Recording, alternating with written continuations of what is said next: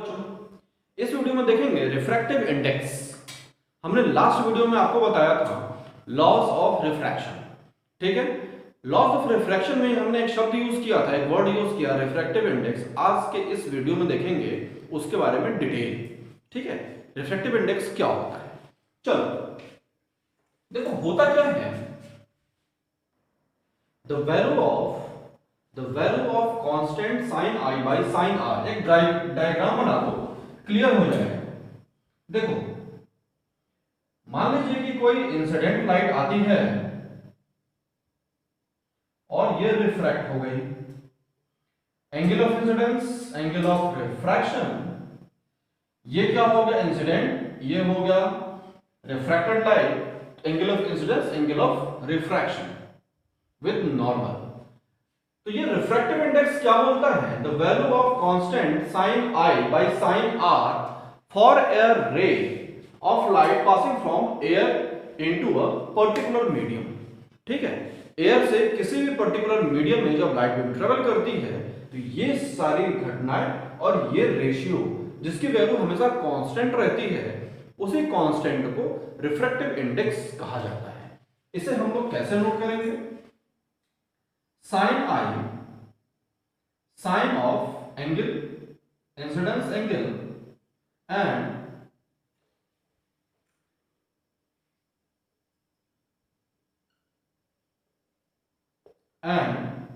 Angle of refraction का sine, ये हमेशा कांस्टेंट होता है। यही रिफ्रैक्टिव इंडेक्स कहलाता है बच्चों। ठीक है, इसे स्मॉल एन से डिनोट किया जाता है। ठीक है, स्मॉल एन से हम इसे बताते हैं। अब एक बात बताओ, मान लो कि हमारे पास एक कोई लाइट बीम है और वो एयर से ट्रेवल कर रही है।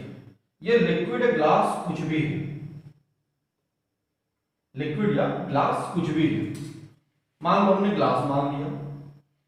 Angle of incidence, angle of incidence क्या हो गया, सपोज 60 डिग्री है।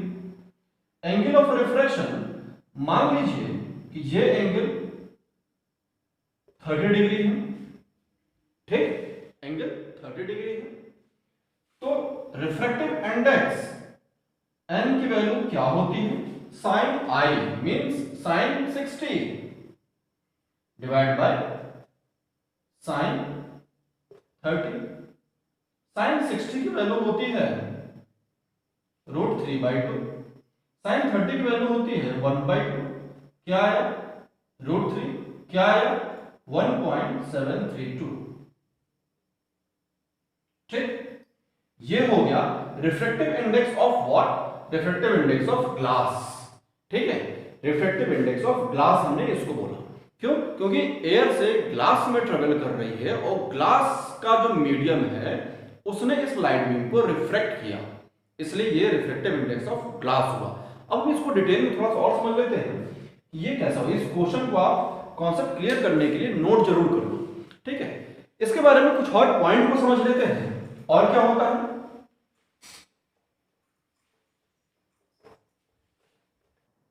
देखो बच्चों ये क्या है, हमने कुछ पॉइंट्स लिख दिए हैं रिफ्रैक्टिव इंडेक्स के बारे में। फर्स्ट पॉइंट क्या है कि रिफ्रैक्टिव इंडेक्स यूनिटलेस होता है। कैसे यूनिटलेस होता है, साइन आई कोई एंगल है, angle of incidence divide by angle of refraction. Angle और एंगल का रेशियो मतलब सेम क्वांटिटी का रेशियो क्या हो गया, यूनिटलेस। ठीक है, ये क्या हो गया, unitless. Second point, refractive index of substance does not depend on the angle of incidence. Angle of incidence पे बिल्कुल डिपेंड नहीं करता है। और अभी मैं समझाता हूं नेक्स्ट पॉइंट में। ठीक है, refractive index of medium gives an indication of the light bending ability of that medium. किसी भी मीडियम में जब लाइट इंटर करती है बच्चों, किसी भी मीडियम में जब लाइट इंटर करती है तो क्या होती है, मीडियम चेंज होने की वजह से उसकी स्पीड कम हो जाती है, लाइट की स्पीड कम हो जाती है, जिसकी वजह से वो बेंड हो जाती है। वो मीडियम कैसा है वो बताता है ये रिफ्रैक्टिव इंडेक्स। और मीडियम के मीडियम टू मीडियम ये वेरी करेगा, क्या वेरी करेगा, बेंडिंग एबिलिटी वेरी होती रहती है। सपोज एयर टू ग्लास आपने ट्रांसफर किया लाइट बीम को, कुछ बेंड हुई, एयर टू वाटर ट्रांसफर किया तो कुछ बेंड हुई। तो आप खुद बताओ, ये एयर टू वाटर हमने कर दिया, एयर टू वाटर, और इंसिडेंट एंगल दोनों का आपने कांस्टेंट रखा, सपोज थीटा, थीटा है, तो वाटर में बेंडिंग एबिलिटी कम होगी, ठीक, बेंडिंग एबिलिटी कम होगी। मान लो ये इसको थीटा हटा दो, इसको 40 कर दो, ये क्या हो गया 30। इसी एंगल से आप ग्लास में इंसिडेंट किए, क्या किए, ग्लास में इंसिडेंट किए, ये तो आपका 40 का 40 ही है, लेकिन अब क्या हुआ बच्चों, ये ज्यादा बेंड हो गया, क्यों, क्योंकि ये ग्लास है, ग्लास वाटर के कंपैरिजन में डेंसर मीडियम है बच्चों, डेंसर मीडियम है, इसलिए इसकी बेंडिंग एबिलिटी ज्यादा हो जाएगी। ये सपोज मान लो 20 डिग्री हो गया, ज्यादा बेंड हो गया, ठीक, इसका रिफ्रैक्टिव इंडेक्स ज्यादा हो जाएगा, क्यों, साइन 40 डिवाइडेड बाय साइन 30, ये क्या हो गया, कुछ भी वैल्यू आएगी, और साइन 40 डिवाइडेड बाय साइन 20, ये जो वैल्यू आएगी एन फॉर किसके लिए, वाटर के लिए, और ये वैल्यू किसकी आएगी, एन फॉर ग्लास के लिए। बहुत सीधी सी बात है, डिनोमिनेटर कम होगा तो पूरी पूरी वैल्यू अधिक होगी, डिनोमिनेटर कम होगा तो पूरी पूरी वैल्यू अधिक होगी। जो हमने एग्जांपल लिया, इससे हम क्या समझ सकते हैं, n for glass is greater than n for water, ठीक, इसका यही मतलब है कि refractive index of medium gives an indication of the light bending ability of that medium, मतलब वाटर की बेंडिंग एबिलिटी कितनी है या फिर ग्लास की बेंडिंग एबिलिटी कितनी है, ये रिफ्रैक्टिव इंडेक्स बताता है। चलो नेक्स्ट पॉइंट में देखते हैं, रिफ्रैक्टिव इंडेक्स और स्पीड ऑफ लाइट में क्या रिलेशन। देखो बच्चों, रिफ्रैक्टिव इंडेक्स और स्पीड ऑफ लाइट में क्या रिलेशन है, एक बात को और समझ लो, refractive index can also B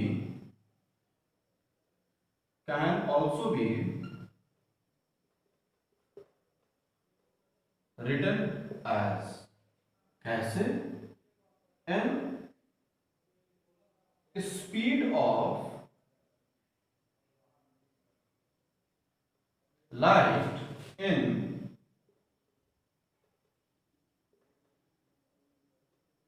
medium first divided by speed of light in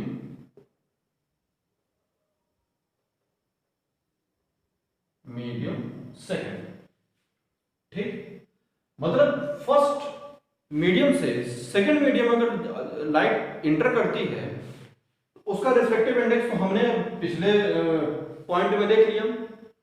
अब उस चीज को, रिफ्रैक्टिव इंडेक्स को स्पीड के फॉर्म में ऐसे भी लिखा जा सकता है। इस n को कैसे लिख सकते हैं, n फर्स्ट टू सेकंड, मतलब लाइट फर्स्ट से सेकंड में एंटर कर रही है, light first to second enter कर रही है। अब एक बात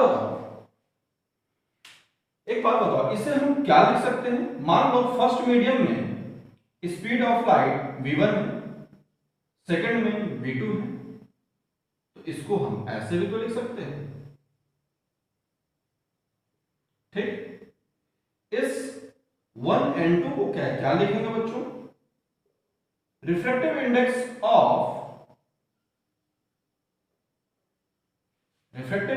of medium second with respect to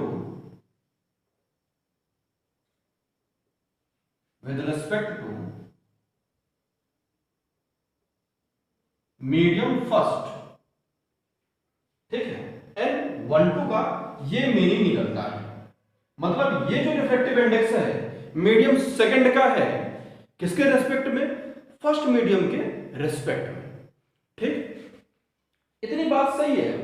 अब एक बात बताओ, इसको अगर हमने मान लो कि मैं ऐसे लिख दूं, कहां लिख दूं?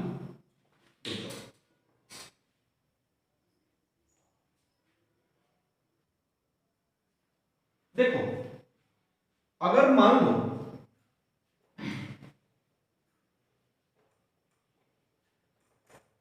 जो चीज हमने बताया, क्या बताया, इसको शॉर्ट में लिख लेते हैं, बड़ा वाला फार्मूला नहीं लिखेंगे। V1 बाई V2, अब मैं लाइट बीम को रिवर्स कर दिया, उसका डायरेक्शन रिवर्स कर दिया, या फिर मेरी इच्छा हो किसी फार्मूले को मैं रिवर्स कर दूं, तो क्या लिख सकते हो? मान लो ऐसे हमने लिखा, लाइट बीम को ही रिवर्स करा दिया, तो रिफ्रैक्टिव इंडेक्स क्या हो जाएगा? ये भी तो उल्टा हो जाएगा, n/1 n/1। ठीक है, इसी को प्रेजेंट करने का तरीका है। अब देखो ये क्या प्रेजेंट कर रहा था? Refractive index of medium second with respect of medium first. ये क्या प्रेजेंट करेगा? Refractive index of medium first with respect of second. ठीक, सेकंड के कंपैरिजन में फर्स्ट का रिफ्रैक्टिव इंडेक्स, इन दोनों को देखा जाए, इन दोनों को कंपैरिजन किया जाए तो क्या हो गया बच्चों? 1 and 2 is 1/2 and 1। ठीक है, अब एक बात बताओ, इसको नहीं समझ में आ रहा है, थोड़ा सा और समझ लो, इसको कैसे लिख सकते हो? 1/V1/V2 लिख सकते हो ना? तो ये क्या हो गया? V1/V2 इसकी वैल्यू है, तो हमने इसको लिख दिया n/1/2। अब देखो ये आ गया ना, यही चीज आ गई। किसी भी दो मीडियम के बीच जो रिफ्रैक्टिव इंडेक्सेस होती हैं उसका ये रिलेशन होता है। ठीक, ये रिलेशन। नेक्स्ट टॉपिक हम लोग देखते हैं बच्चों, एक होता है रिलेटिव रिफ्रैक्टिव इंडेक्स। देखो बच्चों, एक छोटे छोटे दो टर्म हैं, एक होता है रिलेटिव रिफ्रैक्टिव इंडेक्स और एक होता है absolute reflective index. Relative refractive index क्या होता है? जब कोई भी लाइट बीम एक मीडियम से दूसरे मीडियम में जाती है, मतलब first medium to second medium जब एंटर करती है, तो वो उसके जो रिफ्रैक्टिव इंडेक्सेस आते हैं, रिफ्रैक्टिव इंडेक्स आएगा, वो रिलेटिव रिफ्रैक्टिव इंडेक्स कहलाता है। बस शर्त ये है कि जो पहली वाली मीडियम होगी जहां से लाइट बीम आ रही है, वो वैक्यूम या एयर नहीं होनी चाहिए, अदर देन वैक्यूम या एयर होना चाहिए।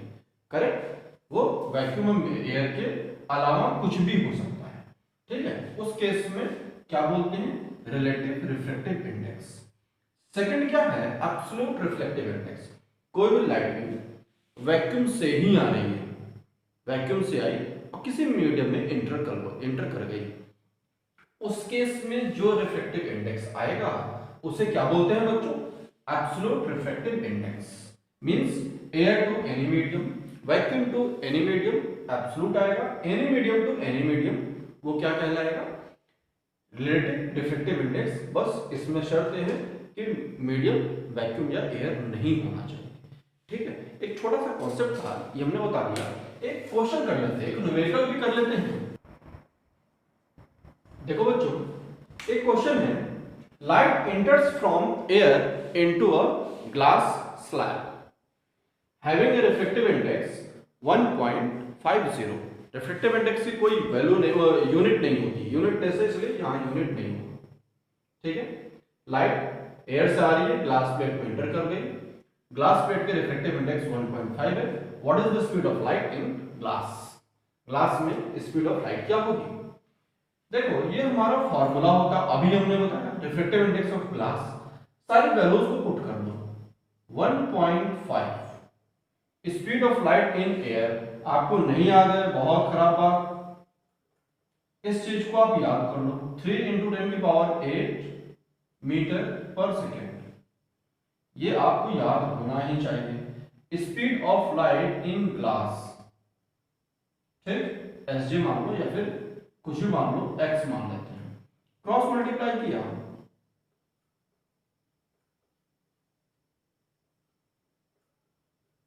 ठीक, इसको करोगे तो क्या हो जाएगा, ये 2 इंटू, शायद नीचे नहीं आ रहा है कैमरे में, यहां लिख देता हूं, 2 इंटू 8 मीटर पर सेकेंड। ये आपका आंसर हो गया speed of light in glass.